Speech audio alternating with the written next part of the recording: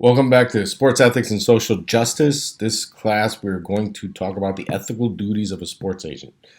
Sounds a little bit like an oxymoron, but we'll plow through it. So, the ethical duties of a sports agent, right? Sports agents, how long have they been around? I mean, are they a relatively new phenomena, or they've been something as old as sport itself? Well, there's some evidence that in the early 19th century, a man by the name of Charles Cash and Carry Pyle represented Red Grange, and that Babe Ruth also had an agent.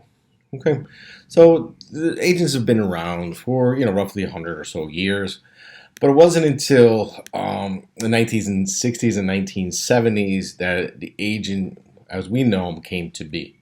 And this was because of a couple different factors. One was because the players' unions were formed. Right, so up until the 60s and 70s, most of the major sports properties didn't have players' unions. Right, so there was no one to regulate or provide the rules for how agents should work. And then there was an incident, what do you call it? A grievance filed by Messerschmitt and McNally in 1975. And part of their grievance was that they should be paid more. Right, they want to be considered free agents and be released from the reserve clause in their contract, be considered free agents, and therefore be allowed to put their skills on the open market and get paid what they're worth. Messerschmitt and McNally grieved and went to the arbiter, and as a result of this arbitration in 1975, they opened up the door to free agency. All right, so free agency means resulted in increased salaries. Increased salaries opened the door for agents because now you need somebody to help negotiate on your behalf.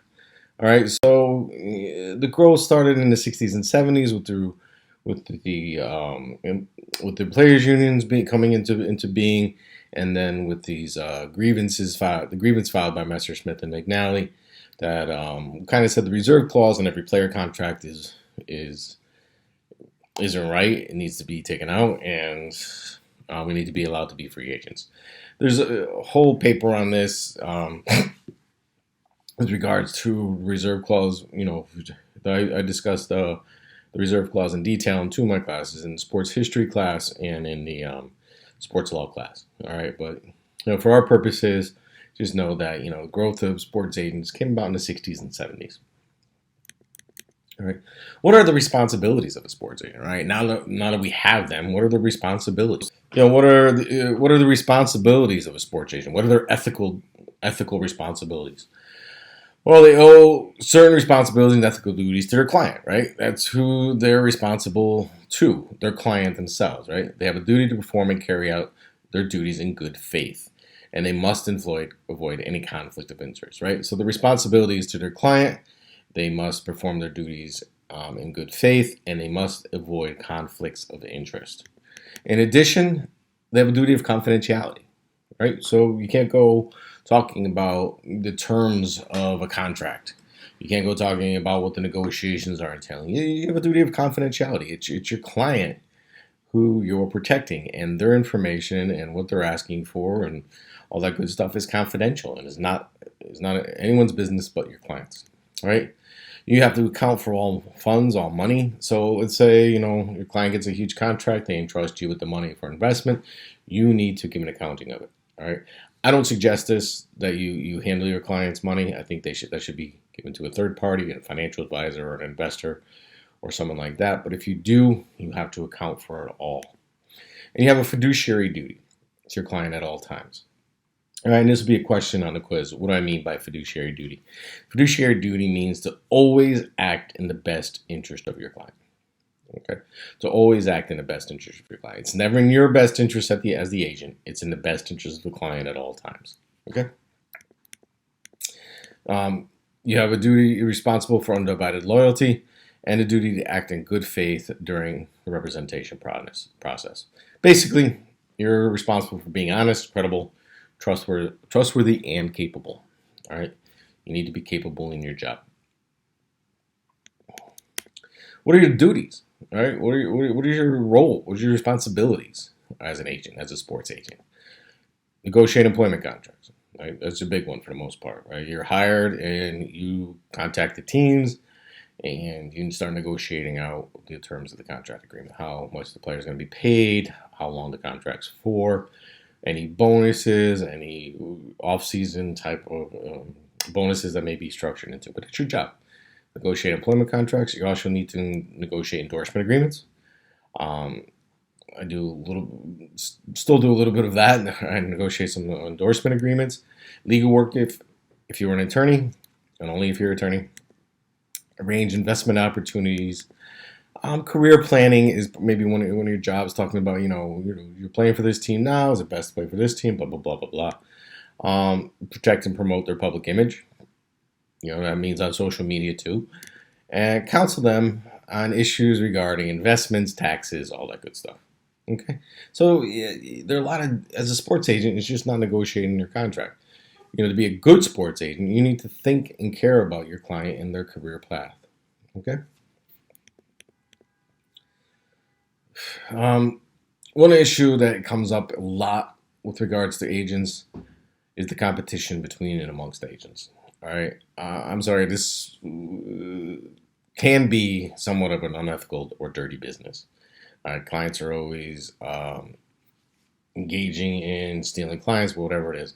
It doesn't mean that you have to engage in such practices. So if you choose to be an agent and you want to go that career path, all right, just because there's unethical and dirty business happening out there, it doesn't mean that you have to engage in such practices. You need to be above the fray. As a sports executive from St. John's University, you need to be above the fray. Okay. And why is it a dirty business? Why? What is it about it? Well, there are a few professional athletes. If you think about it, there are a few. All right. The NFL has 1,800. There's less in basketball, in the NBA, baseball. So there's not a lot of people who are making money as a professional athlete, but there are many agents out there. So you combine those two things with the large sums of money at stake, and this leads to unethical or dirty business practices. Okay, there doesn't mean you have to engage in it. Right? Therefore, engage in unethical conduct. The kind of conduct that happens a lot is stealing of clients, of course, right? You're working with a client, you're about ready to sign a contract with your client, somebody comes in and steals them at the last minute, and you don't get a percentage of your contract. Other unethical conduct, breaking rules and regulations, and talking to represented clients, that they used to bother me when I was an agent. If they're talking to your client, they're trying to steal. All right. So if you're saying hello or just being nice, that's one thing. But actually want to sit down, take them to lunch, and all that other stuff. Well, they're trying to do it to take your clients. So I didn't engage in that practice. When I was an agent, I tried to steal other clients, other agents' clients. That wasn't the way I did business. And for the most part, no, not for the most part. For always, I followed the rules and regulations of the Players Association. There's also this thing called intentional interference, and this happens a lot, where other agents badmouth you, or they badmouth you. Oh, he doesn't know what he's doing, or she doesn't know what she's doing, or I could have gotten you a better contract. Oh, that contract's terrible. This is other client agents trying to interfere intentionally in your business, and that's unethical. Therefore you shouldn't engage in it if you're an agent. All right. Interestingly enough, agents, if you didn't know this, are not required to have a law degree. There's no requirement that you have a law degree to be an agent in any of the major properties here in the United States. When I say major properties, MLB, NBA, NFL, NHL. Right? So there's no requirement that you have a law degree. But attorneys, interestingly enough, comprise of a large percentage of agents that represent athletes in the major properties. So there's no requirement, but it seems to be beneficial. Okay, why? Because attorneys have contract skills, right? I should say contract skills. Attorneys have contract skills. They know how to draft contracts. They know how to interpret contracts. They have negotiation skills. Right? In law school, you take negotiation classes. And interestingly enough, you have to follow the rules of professional conduct. So that maybe makes that agent a little bit more ethical, right? Because you have to follow the rules of professional conduct. If you are not a lawyer, however, you do not have to follow the rules of professional conduct. And this is where some of this unethical and dirty business kind of stuff happens. With maybe, I'm not saying it's the lawyers do engage in it too, but the non-lawyers, they don't have to follow the rules of professional conduct. So be it. Attorneys, if you're an attorney, you are held to a higher standard than that of just a regular agent, or a non-attorney agent. And this is the interesting part. So as an attorney, if you go to law school, get your degree, you are held to a higher standard. Even though you're both agents, you as an attorney are held to a higher standard of professional conduct than a non-attorney.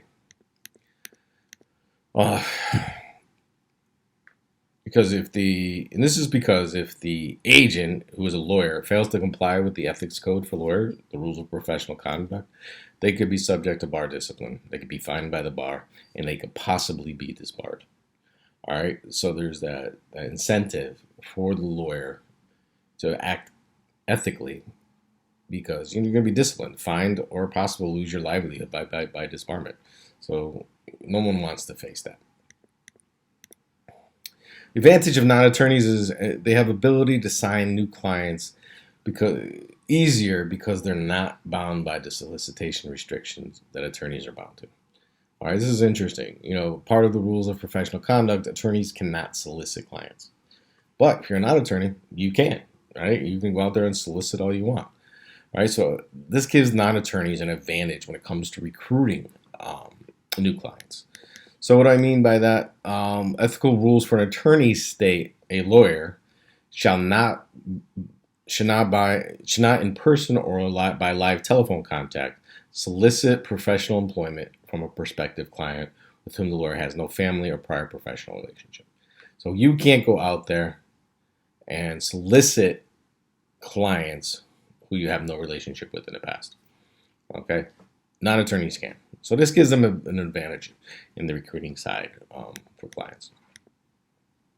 Therefore, most attorneys, to get around this, set up a second business and some kind of sports management company.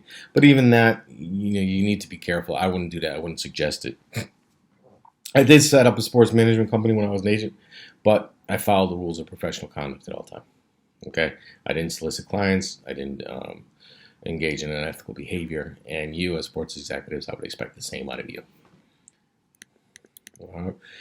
How are agents paid? How are you paid as an agent? Interestingly enough, it's the players' associations for each league that determine how you're going to be paid and what percentage you can charge. The NFL, the max is 3%. It goes down from there, but the max is 3%. If it's franchise tag or whatever, you get less of a fee. NBA, around 4%. MLB, it's negotiable. All right. So if it's not a league minimum contract, you have a right to negotiate. And then negotiation could be anywhere between 4 and 10%, but no more than 10%. All right. Who regulates sports agents? Well, number one, the players' unions. Right? The players' unions are responsible for regulating the sports agents. Right? They regulate and monitor activities and conduct of sports agents. That's what they do. Part of what they do. They want to make sure their members are being adequately and properly represented. Right? So they monitor the sports agents to make sure that their membership, the players, are being adequately represented. Players' unions can require agents to have a certain educational level. In the NFL, it's required that you have an undergraduate and graduate degree. Doesn't mean law degree, just a graduate degree. NBA, just an undergraduate degree. MLB, no degree. So interesting. They can require you to have a certain educational level, and they set what that level is. They can say that you require that you have certain skills. They can have you take and pass an exam. MLB has an exam, and the NFL has an exam that you have to take and pass. You just can't take it. You have to pass it, kind of like this course. They'll do a background check on you. They'll make sure that you're not a criminal, that you went to those schools that you say you graduated from, that your credit's fine, all that good stuff. So they can require you to submit to a background check. And interestingly enough, the players' unions have the ability to certify you, okay, and to decertify you. So if they feel you're doing something wrong, or they feel that you're not doing the job properly, or not adequately representing their their players, they have a right to decertify or take away your certification. The second body that regulates sports agents are the states, right? There are various state laws out there regulating how sports agents can conduct their business. An agent, you must register with the state you reside. This can be, and this usually entails a fee anywhere from $20 to $2,000. States like Texas, Florida, California, they require a larger fee. And once you're registered with that state, they provide a list of the colleges within that state, so you can go and talk to any of the students on that college campus. Right? Need to be on that list in order to talk to a college athlete. All right. So if you want to solicit somebody or reach out to someone playing for Ohio State, you need to be registered in Ohio. If you want to talk to somebody at Clemson, you need to be registered with the state of South Carolina. Okay, if you don't, you will probably be barred from talking to that student athlete, especially on college campus. State law, some states actually have criminal statutes when it comes to talking to student athletes. California is one, Texas one. Texas, you need to be licensed, pay roughly it's either $2,000 or $2,500 fee. I think it's gone up to $2,500, and you need to be bonded. And you need to be bonded any amount of $50,000. Okay, if you're not, you can possibly face felony charges. So Texas takes it pretty seriously. I stay away from Texas. College and universities also have the right to regulate agents. They have established rules and regulations for interviewing student athletes on campuses. They have the right to do that. You're coming onto their campus. They have a right to set the rules. All right. The goal of the university is typically to protect that student athlete. All right. They don't want that student athlete to engage in a violation of an NCAA rule that can lead to them being suspended or disciplined by the NCAA. Okay. The NCAA, they don't really have any rules regarding sports agents, more like guidelines. But they set out a packet of questions that a student athlete should ask a potential agent. So the NCAA, as usual, doesn't do much. They just portray like they're doing something. All right. Very good. Any questions on sports agents, the ethical conduct of sports agents that you may have? Try to think of some, and we'll talk about it during the Zoom class on Friday. But, you just really, if you're thinking about going down this path and being an agent, you really need to act ethically, even though all of those around you may not be. All right. That's the important thing to get out of this lecture. All right, everyone. Take care. We'll talk soon.